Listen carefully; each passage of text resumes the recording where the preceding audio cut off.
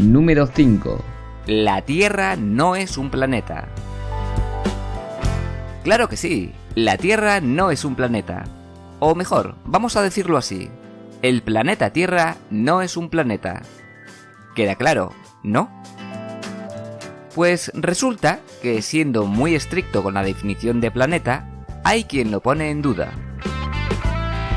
Esto es algo que ya pasó con Plutón, que dependiendo de a quién preguntemos, debe ser considerado planeta, planetoide o caca de la vaca. Según la Unión Astronómica Internacional, un cuerpo celeste, para ser considerado planeta, debe cumplir estos 4 puntos. 1.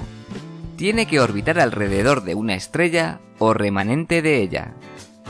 2. Tiene que tener suficiente masa para que su gravedad supere las fuerzas del cuerpo rígido, de manera que asuma una forma de equilibrio hidrostático, prácticamente esférica. 3. Tiene que haber limpiado la vecindad de su órbita de planetesimales, o lo que es lo mismo, tiene que tener dominancia orbital. 4. No tiene que emitir luz propia. Al parecer, hay por ahí algún objeto orbitando que podría no dejar claro si la Tierra cumple con el tercer punto, y no se trata de una tetera de porcelana. Pero todo esto es razonable, y este vídeo no va de cosas razonables. Resulta que, al parecer, y siendo muy crédulo con la información de internet, Nikola Tesla dijo en algún momento de su vida que la Tierra es un reino y no un planeta. Pero por supuesto no vamos a preguntarnos por el contexto de esa frase para saber a qué se refería, ni vamos a preguntarnos si esta es una más de las muchas tonterías que se dicen del pobre Tesla, que ya bastante pena da lo que hacen algunos magufos con el recuerdo de uno de los grandes científicos de la historia. Mejor nos quedamos con la frase aislada, lo mezclamos con alguna alocada idea sobre el éter, de esas que había antes de 1887, y esperamos a que alguien salga diciendo que eso ya lo sabía él, y que todo es una conspiración del gobierno. Por cierto que el éter como medio material sobre el que se mueven los astros quedó refutado en 1887, por el famosísimo experimento de Michelson-Morley. Número 4. La Tierra es hueca. Una divertida idea usada por Julio Verne en su novela de 1864, Viaje al centro de la Tierra, que sin embargo ya había sido mencionada en otras novelas anteriores, como por ejemplo La narración de Arthur Gordon Pym, publicada en 1833 por Edgar Allan Poe. Y es que hay quien decide otorgar veracidad a historias de ciencia ficción según convenga, incluso cuando, como en este caso, hay sólidas evidencias empíricas de que no la tienen. Por ejemplo, una Tierra hueca no es consistente con las mediciones de la densidad de la Tierra realizadas por primera vez en 1789 por Henry Cavendish. Por supuesto, se trata de una medida indirecta, que nadie piense en una báscula gigante colocada en el Polo Sur. Cavendish usó un péndulo de torsión con 2 bolas macizas de oro para medir la constante de gravitación universal, que era el único valor que faltaba en su época para calcular la masa de la Tierra a partir de la ley de gravitación universal que desarrolló Isaac Newton en el siglo XVII. Aunque en realidad Cavendish no llegó a calcular el valor de la constante de gravitación universal, solo calculó las densidades de los planetas. Pero hay una evidencia empírica mucho más sólida que nos permite conocer cómo es el interior de nuestro planeta. Todo terremoto produce ondas de 2 tipos, longitudinales y transversales, que se transmiten de manera distinta por sólidos, líquidos o gases. La actual concepción de la Tierra esférica, maciza y con las diferentes capas concéntricas en su interior es la única que permite predecir cuándo y dónde se sentirán las vibraciones producidas por un terremoto. Número 3. La Tierra no está rotando. Dado que en nuestro día a día no percibimos la rotación de la Tierra, han ido apareciendo en los últimos años informaciones pseudocientíficas negando tal rotación, usando como principal argumento el tiempo de duración de los viajes en avión. La verdad es que yo solo he hecho un viaje largo en avión, y al comenzar el viaje, el comandante dio por megafonía una serie de informaciones como la altura a la que íbamos a viajar, la temperatura del exterior del avión o la duración prevista del viaje. Recuerdo que explico que la duración del viaje de ida era distinta a la de vuelta debido a las corrientes de aire. Los que soléis viajar en avión, podéis dejar un comentario explicando vuestra experiencia. En cualquier caso, lo que acabo de decir sobre que no percibimos la rotación de la Tierra no es del todo cierto. Hay muchas maneras indirectas de notar esta rotación. El efecto Coriolis es una consecuencia de los sistemas de referencia en rotación, y lo podemos ver en cualquier desagüe del mundo que no esté cerca del ecuador. Este efecto es el responsable de que el agua de los desagües en el hemisferio norte gire en sentido horario y en el hemisferio sur en sentido antihorario, y también es el responsable de los huracanes, ciclones y demás tormentas giratorias. Otra forma de percibir la rotación de la Tierra es mediante la rotación de las estrellas en un cielo estrellado, que depende de la latitud a la que nos encontremos y sobre todo de si estamos en el hemisferio norte o en el sur. Y en 1851, el físico francés Léon Foucault hizo una demostración en la cúpula del Panteón de París con un péndulo, en la que mostró y demostró la rotación de la Tierra como una consecuencia del movimiento del plano de oscilación del péndulo. Hoy día, el experimento del péndulo de Foucault puede verse en infinidad de centros científicos de todo el mundo, salvo los que están cerca del Ecuador, que ahí no. Número 2. La Tierra no gira alrededor del Sol.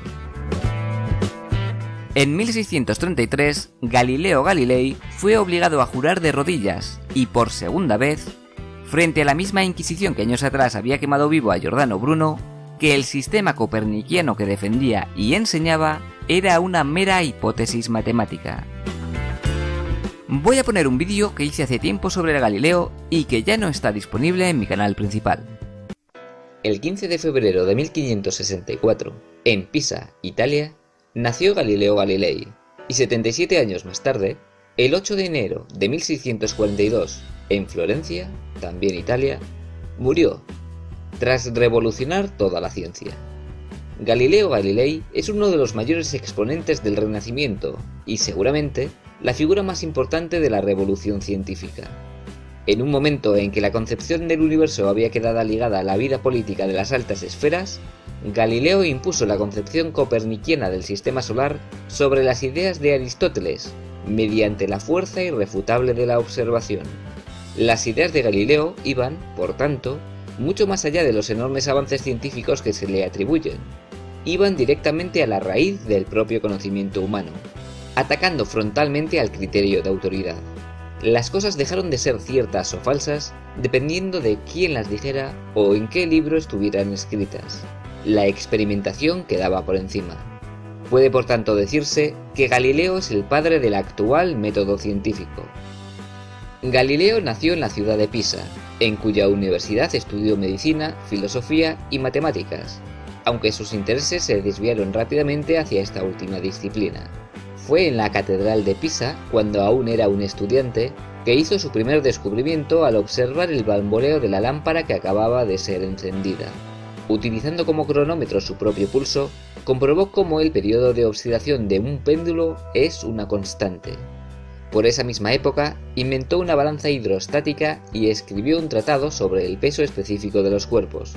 Hizo varios experimentos sobre la caída de los graves desde lo alto de la torre inclinada de Pisa, lo que hizo acrecentar su fama y también la hostilidad por parte de los aristotélicos.